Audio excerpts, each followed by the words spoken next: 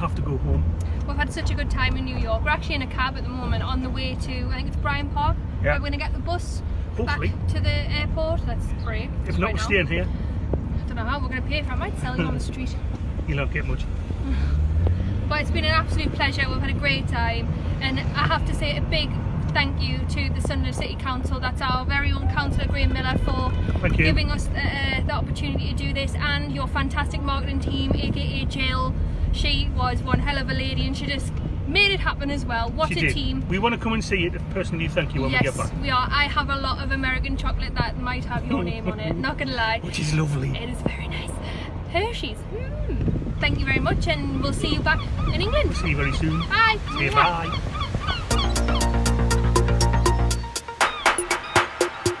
I'm feeling really pleased to be here, and I'm really pleased to see you again, but mostly I have been here since the beginning.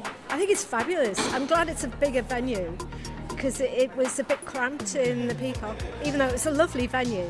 This is very nice. I was there for the first one in the Peacock, and I like the setup more because it feels more like inclusive, more of a personal feel. Like it needs an open fire. That's the only thing it would need.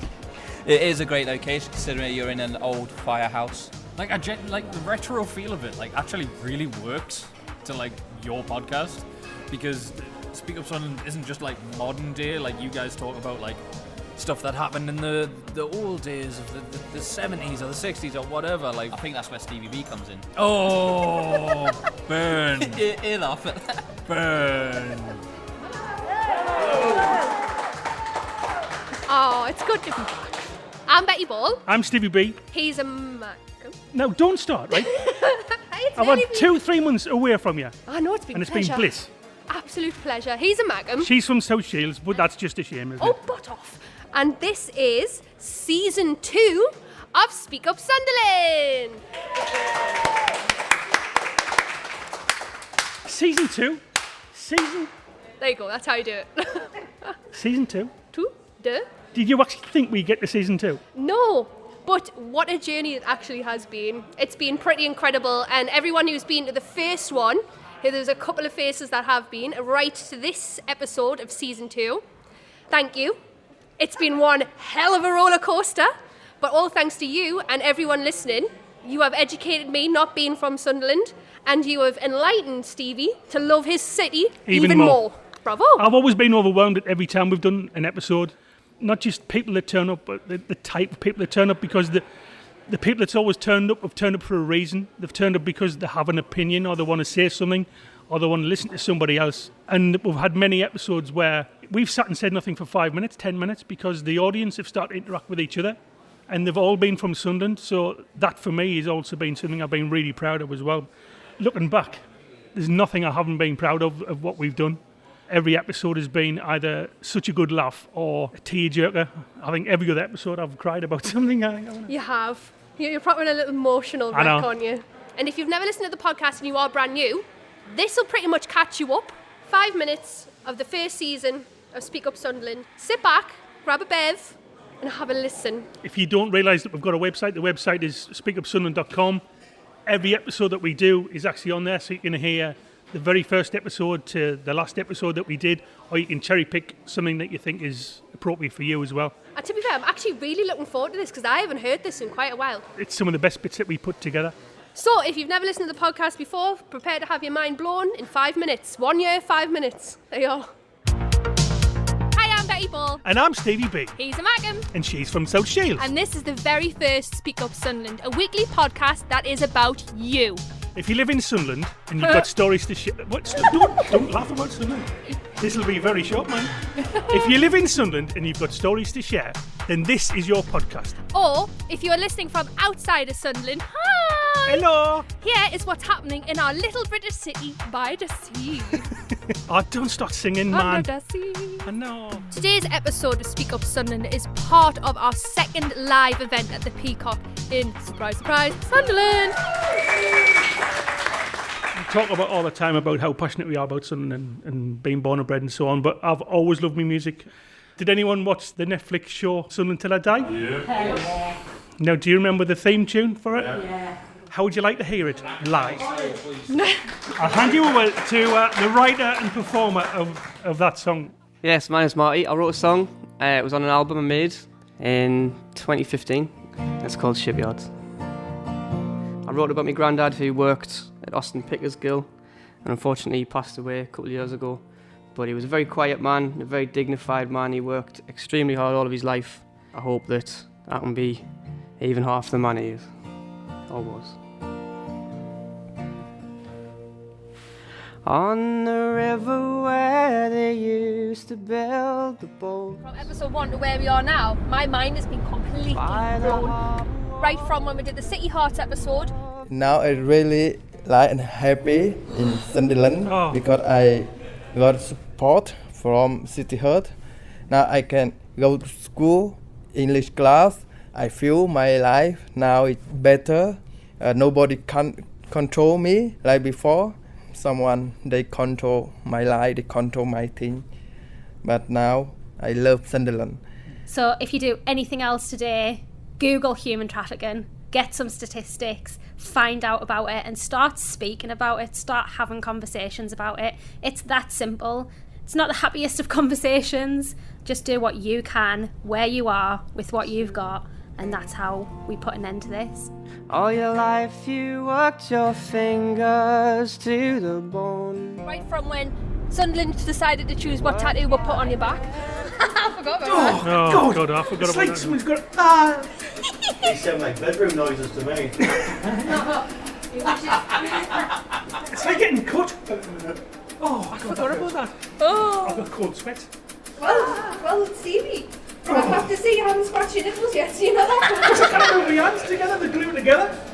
It looks like like frog spawn, like the loads of little dots. I don't really hear this, like. To like the opening of the Northern Spire Bridge where Broke a pier. everyone turned out. We knew that this is the first day that it's going to be open to the public for the first time, so we wanted to make a part of it, really. Part of the history. They've done a very good job, fantastic job, really. Yeah, Very good job, I would say. It's so shiny. Shiny. Shiny new. I'm calling out. And then, like you say, a bit of history going under the Roga Pier, one of the first groups to go down that historical landmark of Sunderland. What's some of the best bits, like, of your childhood down here? We had to clean the windows outside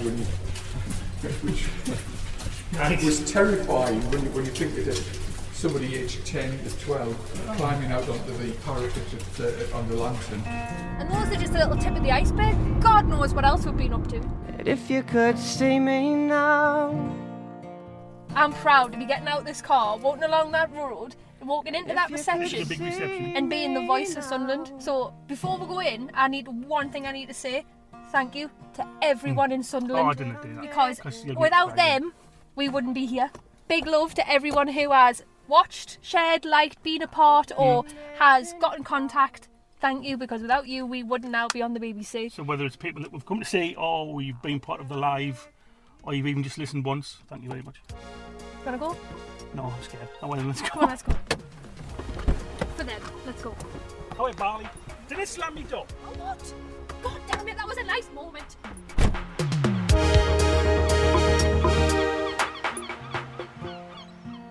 Proud.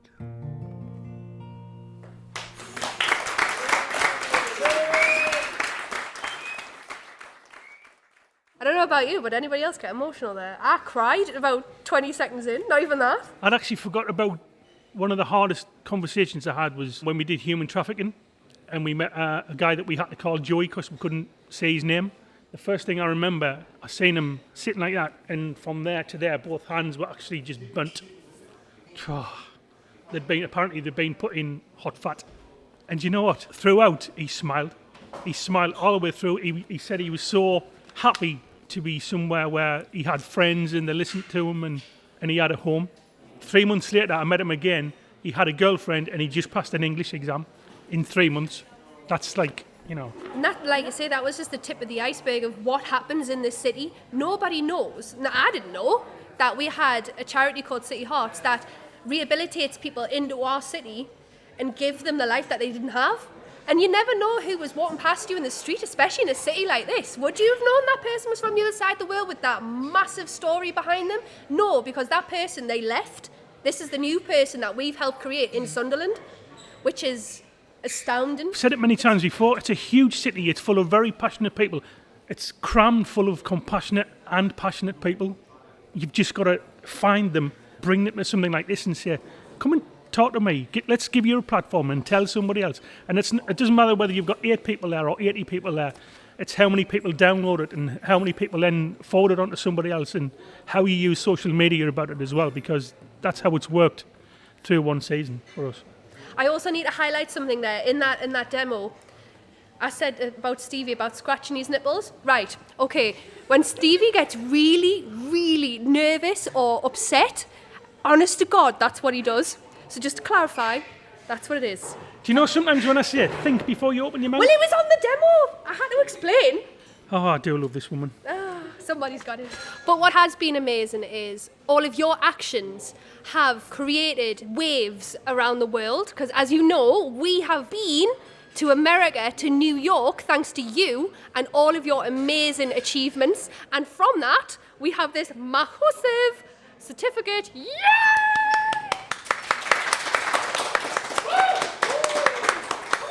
I know this is like a recording. Look how tired these eyes are. We are shattered. And that is my cat, if you can hear. We are at my house. It's can you hear her? So we're here, we're back, we've done it. An absolute blast. And we've brought something back for Sunderland, so thank very much Sunderland Council. Jill, Graham, just, can you hear me cat listen? She wants to be fed. It so bad. Oh, I love her so much. I've missed her. We're actually at my house. So we just thought we'd finish off and let you know that we're home. Thank you for your support. I am off. Draw. I know this is like a recording, but I've got a visual thing as well, which I brought back. So before I get the thing out, I thought that was very appropriate. So now, because this is audio, before you get that thing out, it's not what you think it is. Okay? Everything's in the gutter with you. Well, you never complained before. They don't know what it is, man. They still think it's your hoo-ha. I thought you were talking about that. So, right, this is a Statue of Liberty foam hat, which we got from one of those cheap and nasty little tourist shops in the middle of Times Square, right? Honestly, he was just like, we need some tat, we need some tat. I was like, right, okay. So we went into this shop. Honestly, he was in his element.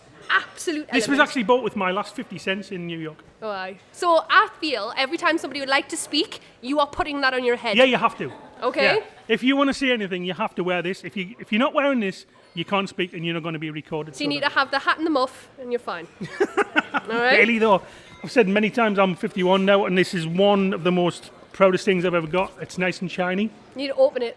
I know. I'm building the suspense. So it says New York Festival's Radio Awards, World's Best Radio. We were a finalist, and that's our certificate. And I don't think people realise, because they don't know, this is like the Radio Oscars. So this is actually quite a big thing. And that is all thanks to you and your crazy antics and what you do. So give yourselves a massive round of applause, because I am. Could only happen to us. Honestly, I couldn't believe it. Have you ever had your name pulled out on the airport tannoy while you're on the loo? It's not great. It is the fastest I've ever used a loo in my life, and the fastest I've ever ran in Birkenstocks. And it said, over the tannoy, it said, you can burn it and ball. Please go to gate number 2. We went from England to Scotland to New York. Good morning. Good morning. I've lost my accent already. I know, right? We're just going down Times Square, and we're going to go for... Go and turn around and show them where Times Square is. Well, they know what Times Square is. We're going for coffee. I've just got a funny look for the American rule. Ah, because you don't sound like one. Ah! Humans! Retail's really busy. That's it, scream at the Americans. It's fine. Well, they've moved out the way.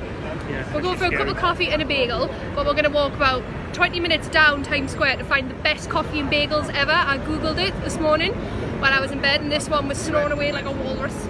Oh, I was snoring away. Oh, aye, absolutely, 100%. We'll get loads of pictures and see we're scoffing with faces. Bye! Bye now!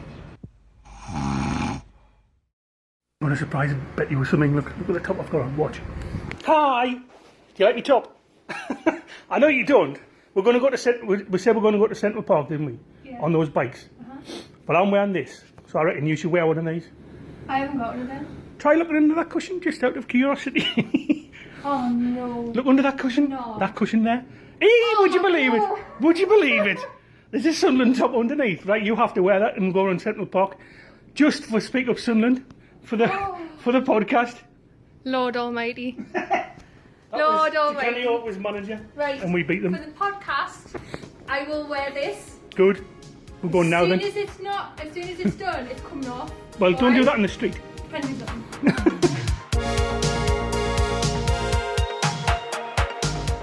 20 minutes. Are you coming out or not? You have to wear that top. You realise I'm going to show this to all your friends. You're a secret Macam. You're a secret Sunderland supporter. Well, not one night, one day and one day only. Right, we're off to Central Park.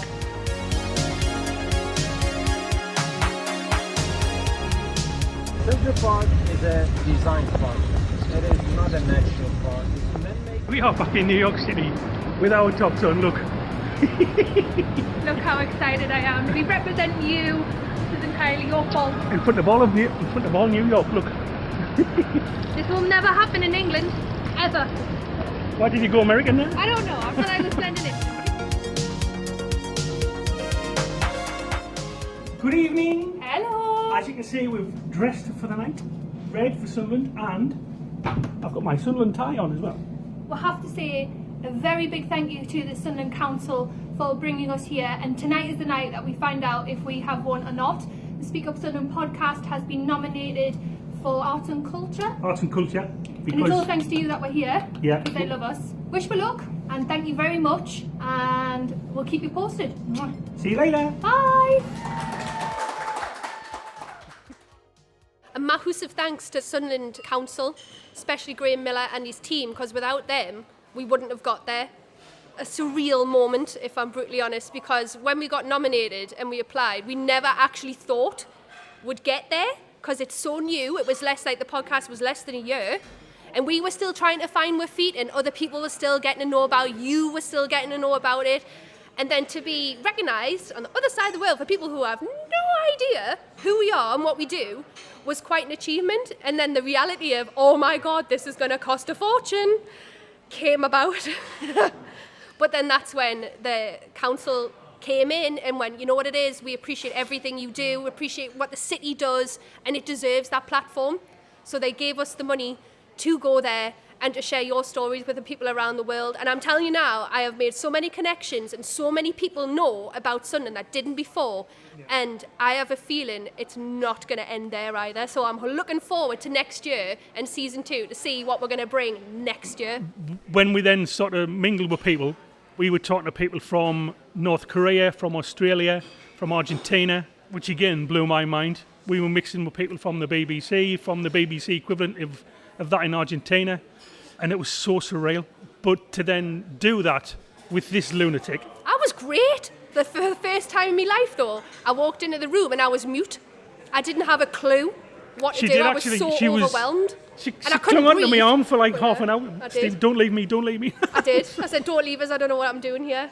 And it was fab. And every 5 minutes I was saying, I'm just a Sunderland lad, I'm in New York and we're a finalist for something. And I still talk about it now. I can't believe we actually did it. I'm so proud of it. Everybody that comes to like when we do a live one is either from Sunderland or knows somebody in Sunderland. So we've mentioned how proud we are of actually representing Sunderland in a New York award. What's people's feedback on? Mainly, how did it feel after one season for 1 year? Was it a massive ego boost for what you were doing was actually right? 1, to complete the series, and 2, to be in New York after only 1 season. I can say honestly, hand on heart, I've always been like a born and bred Sunderland lad. I find it quite overwhelming still to talk about it. I feel a bit embarrassed actually.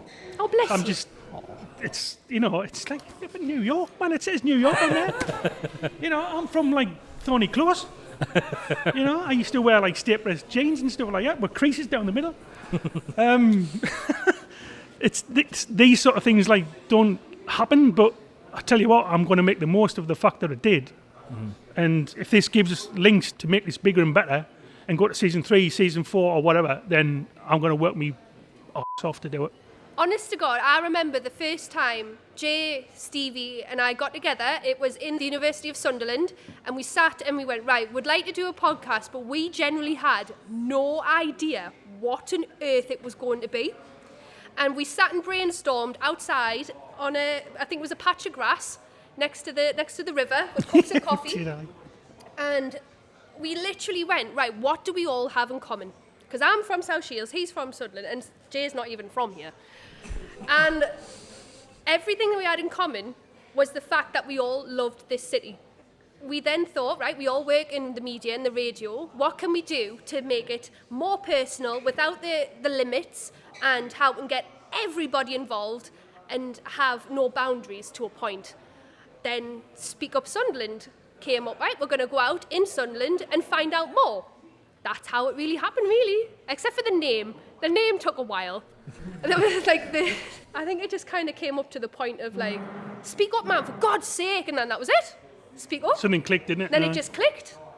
And so then for those people now, I still have the original photograph of us three 1 year ago. From then till now, from that moment when we said we were going to do this.